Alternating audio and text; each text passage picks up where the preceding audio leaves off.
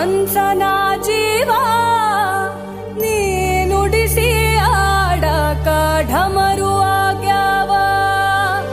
ಯಾಕ ಶಿವಲಿಂಗ ನಡೆಸುತ್ತಿ ಹಿಂಗ, ಏನೇನೂ ಇಲ್ಲಯ್ಯ ನಮ್ಮ ಕೈಯಾಗ.